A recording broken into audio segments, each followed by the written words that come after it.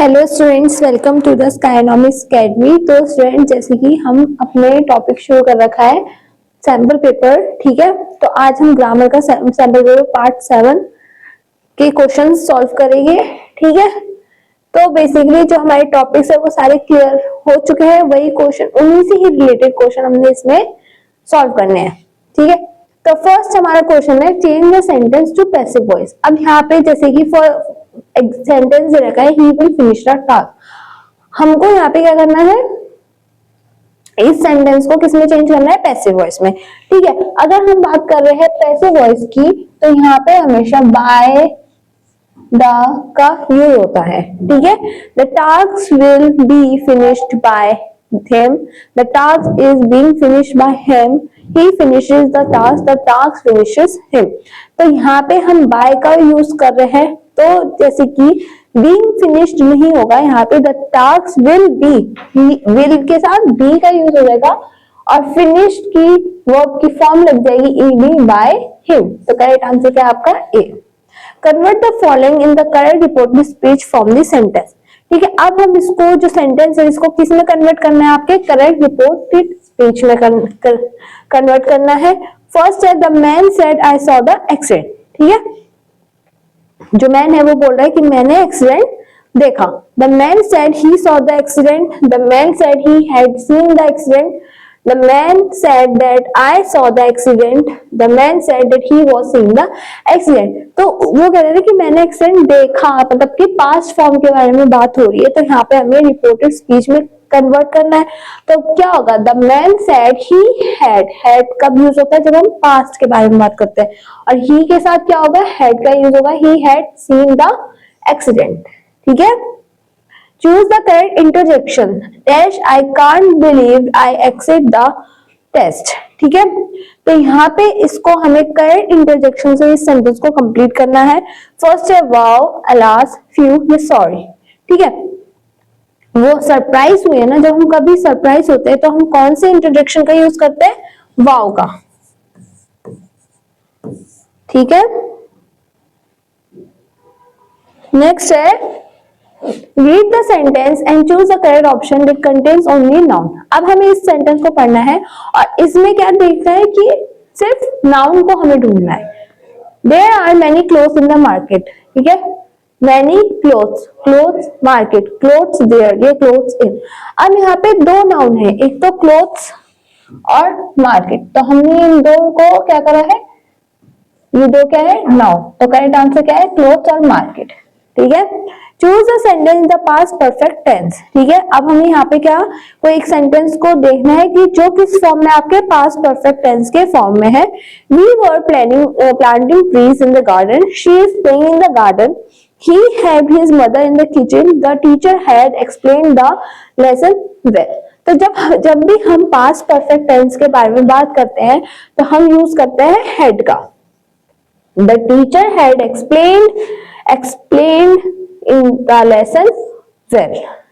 Identify the sentence with the correct preposition, ठीक है। preposition का पता है क्या होता है, जो सेंटेंस का आपको पोजीशन इंडिकेट करता है उसको हम preposition बोलते हैं। We moved into this house in January on 2020, she is arriving in the station at the afternoon, he reads book on weekend in the library, the store close at 8 o'clock on weekdays, ठीक है। तो यहाँ पे हमें position बतानी है preposition की correct, ठीक है। तो स्टोर क्लोज एट 8 o'clock, तो यहाँ पे हम टाइम इंडिकेट कर रहे हैं इन ऑन वीकडेज, तो करेक्ट आंसर क्या आपका डी।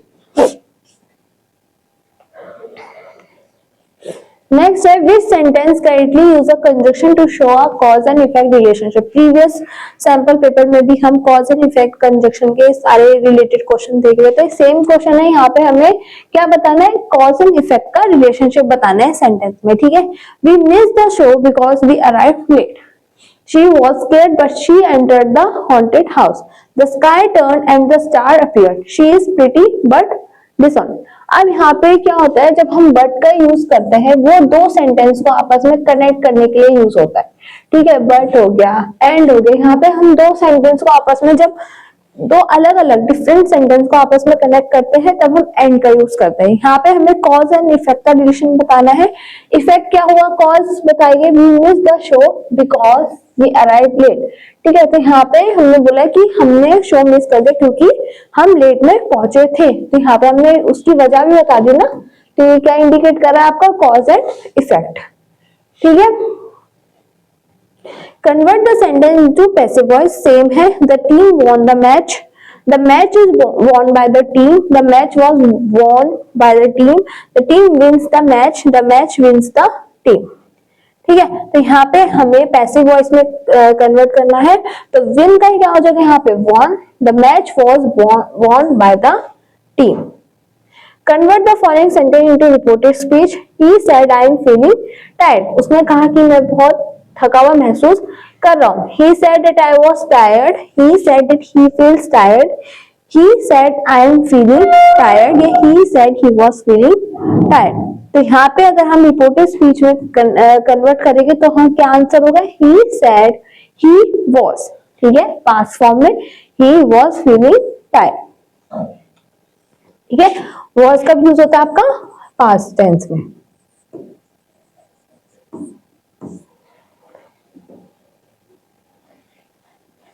नेक्स्ट है choose the correct option to complete the sentence. अब यहाँ पे इनकम्प्लीट सेंटेंस है, इसको हमें कंप्लीट करना है। Dash will explain the rules of the game to the new student, she, her, him, us. ठीक है, तो यहाँ पे हम एक पर्सन की बात कर रहे हैं, एक पर्सन दूसरे स्टूडेंट्स को रूल समझाएगा, तो यहाँ पे क्या आएगा आपका, she will explain the rules of the game to the new students. Choose the sentence that use article correctly, ऐसे कौन से सेंटेंस में आर्टिकल का सही तरीके से यूज हुआ है वो हमें बताना है। I have an interesting idea. She wants to buy an umbrella for the rain. They are reading an important book. He ate an banana for breakfast. ठीक है, बनाना के साथ एन का यूज नहीं होगा। ठीक है, और I have an idea होना चाहिए था, I have a idea नहीं होता। They are reading the important book. ठीक है, तो यहाँ पे तीनों जो सेंटेंस है इसमें आर्टिकल का सही तरीके से यूज नहीं हुआ है।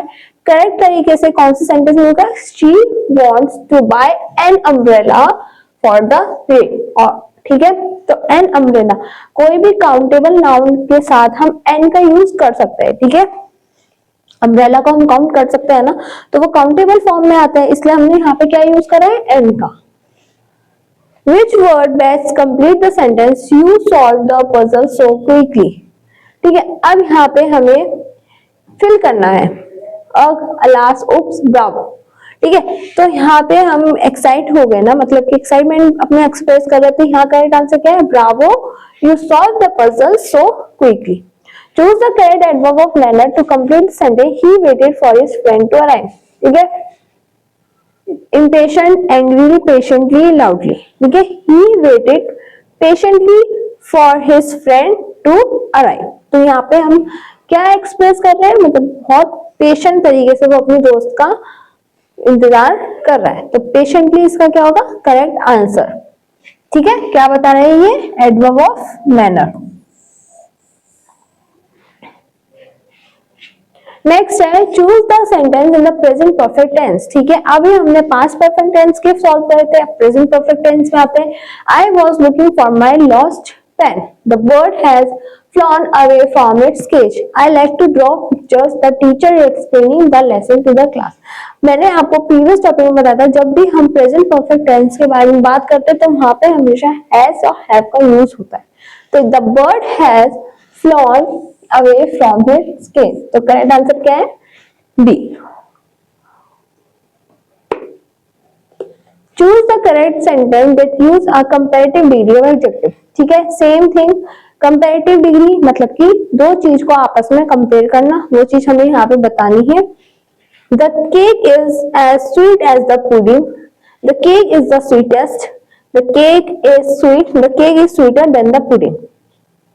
अब यहाँ पे हम किस में आपस में कंपेयर कर रहे हैं, केक और पुडिंग में, तो करेक्ट आंसर क्या होगा आपका, डी, क्योंकि यहाँ पे हमने स्वीटर का फॉर्म, स्वीटर। ठीक है, हम बात करेंगे जैसे कि पॉजिटिव में क्या आएगा, टॉल, कंपैरेटिव में टॉलर, ठीक है। वहीं पे हम सुपरलेटिव में बात करेंगे तो टॉलेस्ट। तो यहाँ पे हमने कंपैरेटिव की बात करी तो यहाँ पे क्या यूज करा हमने, स्वीटर।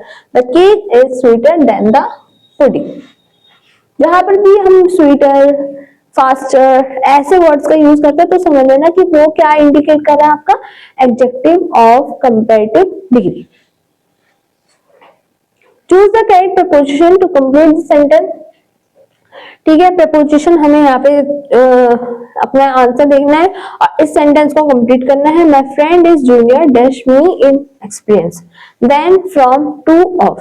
ठीक है, my friend is junior, me from नहीं होगा, my friend is junior to me in experience. ठीक है, तो करेक्ट आंसर क्या है, to. Which sentence correctly use a masculine gender noun.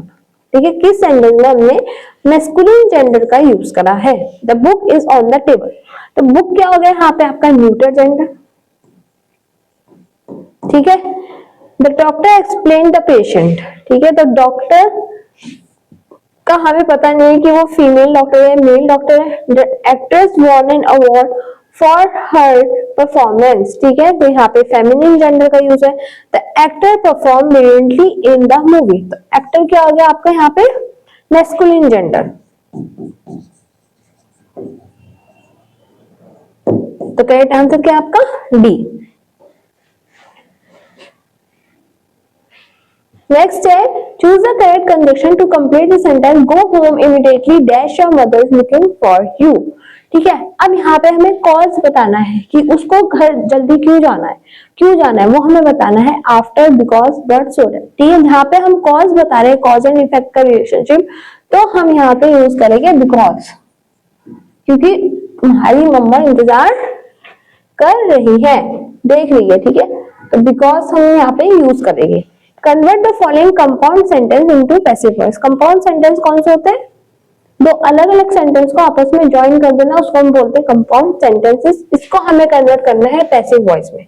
The children read the story and they right a summary about it. ठीक है, दो अलग अलग सेंटेंस है, इसको हमें पैसिव वॉइस में कन्वर्ट करना है। The story was being read by the children and the summary was written by them. The story is read by the children and the summary is written by them.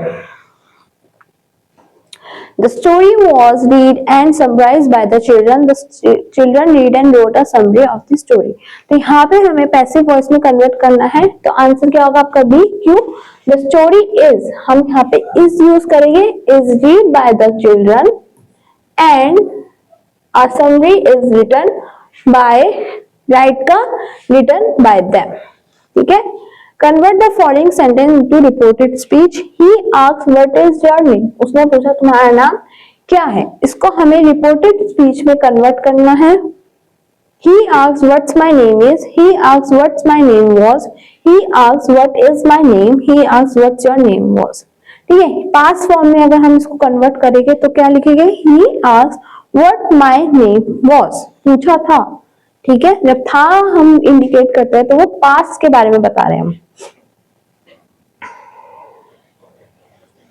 फिर आता है आपका विच sentence correctly uses a pronoun. ठीक है, pronoun क्या होता है, noun को रिप्लेस करके जब हम प्रोनाउन का यूज करते हैं, ही, शी, विल, जब हम कहीं पे भी यूज कर रहे हैं तो हम प्रोनाउन का यूज कर रहे हैं। The teacher gave me a special assignment. The coach asked she to join the team. I will explain the rules to they later. Can you help me with this math problem? ठीक है, तो यहाँ पे हम pronoun का use कर रहे हैं, कैसे, कैन यू हेल्प मी। ठीक है, यू के साथ मी का यूज हुआ है, तो हमने यहाँ पे डी आंसर क्या है, correct. Choose the correct feminine noun to complete the sentence. The dash looks stunning in her gown at the party. अब गाउन तो मैस्कुलिन तो पहनेगा नहीं ना, फेमिनिन जेंडर ही गाउन पहनती है, तो यहाँ पे हमें फेमिनिन जेंडर बताना है। वेटर, होस्ट, होस्टेस या पायलट। ठीक है, तो यहाँ पे आपका करेक्ट आंसर क्या है, hostess.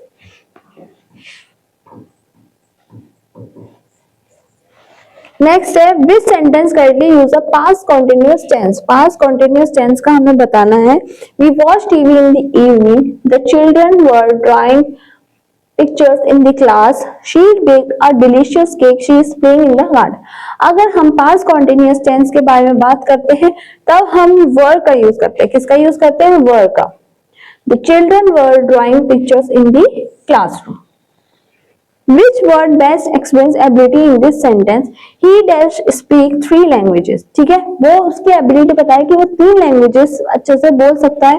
will, may, must, can। तो हम जब किसी की एबिलिटी को शो कर रहे हैं, किसी की एबिलिटी के बारे में बात कर रहे हैं, तो हम यूज करते हैं can का। He can speak 3 languages।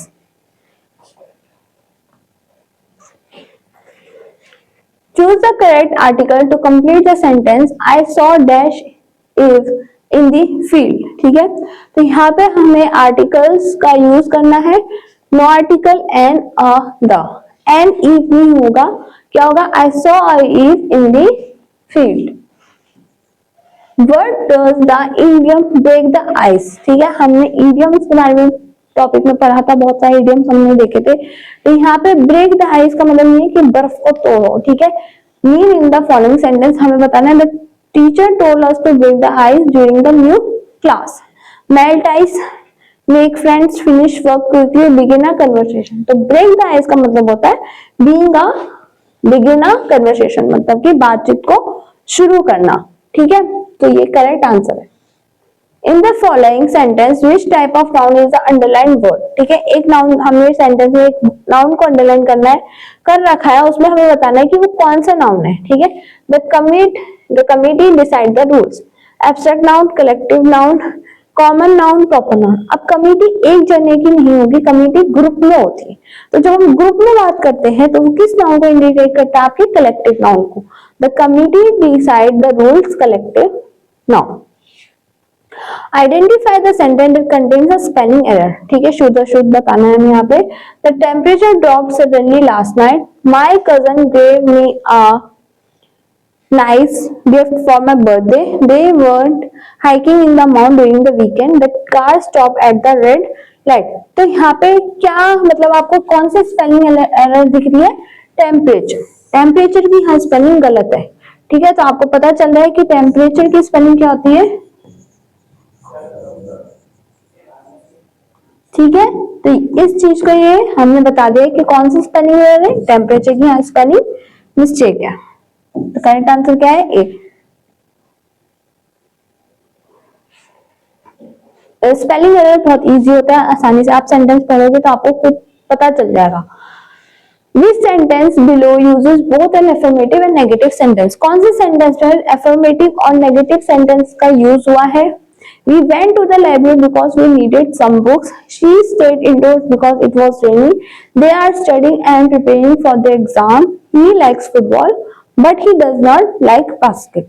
ठीक है, तो यहाँ पे इस सेंटेंस में affirmative सेंटेंस का यूज हुआ है। ठीक है, but he doesn't। ठीक है, negative सेंटेंस लाइक बास्केटबॉल। ठीक है, choose the correct verb to complete the sentence. यहाँ पे हमें वर्ब का यूज करना है। We dash dinner when the guest arrive. Are having, were having, have, ये हैव। ठीक है,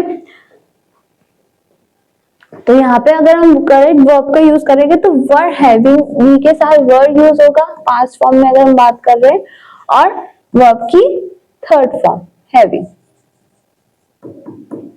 ठीक है, choose the correct collective noun to complete the sentence. Collective noun का हमें करना है the dash of geese flew across the sky in a V formation. ठीक है, अब गीज के हम ग्रुप को क्या बोलते हैं, उनके समूह को हम क्या बोलते हैं वो हमें बताना है। पैक, हर्ड, फ्लॉक या कॉलोनी।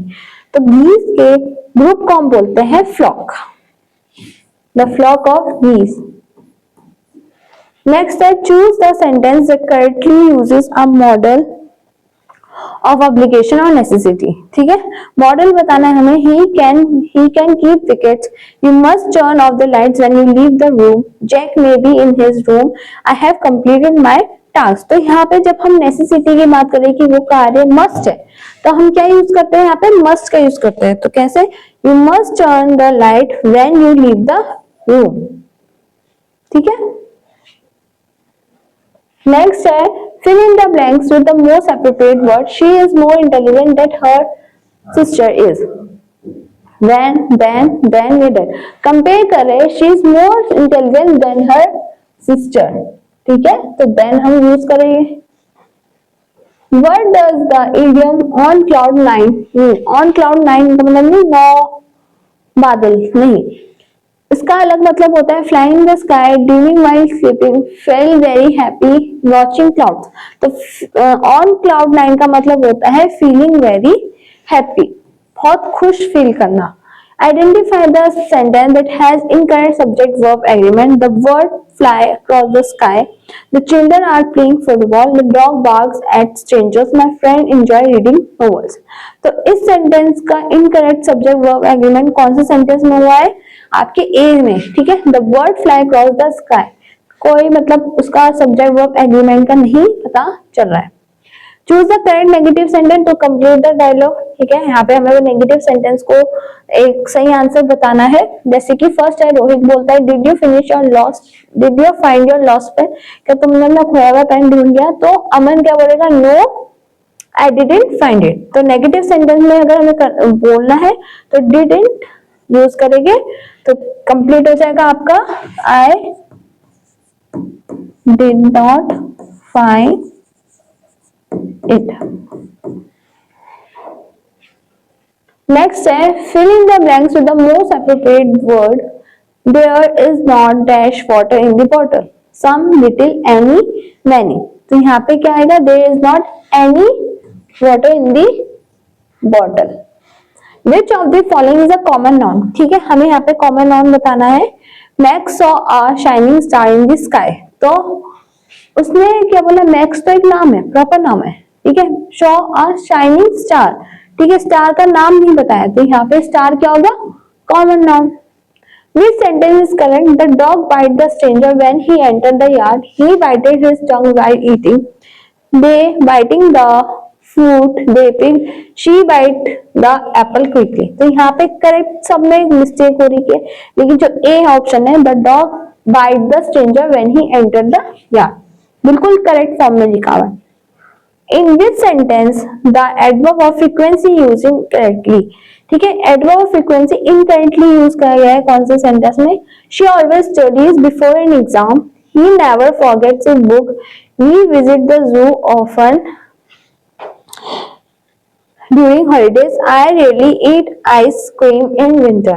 ठीक है, तो यहाँ पे correct incorrectly adverb of frequency का किस सेंटेंस में यूज हुआ है? We visit the zoo often during holidays. ठीक है, यहाँ पे कोई फ्रीक्वेंसी एडवर्ब फ्रीक्वेंसी का पता नहीं चल रहा है इस सेंटेंस में। ठीक है स्टूडेंट्स, तो आई होप आपको ये सारे क्वेश्चंस अच्छे से समझ में आए होंगे। इन्हीं क्वेश्चंस की आप घर में बहुत अच्छे से प्रैक्टिस करते रहिए। ठीक है, नेक्स्ट क्लास में हम नेक्स्ट क्वेश्चन डिस्कस करेंगे। तब तक के लिए थैंक यू स्टूडेंट्स।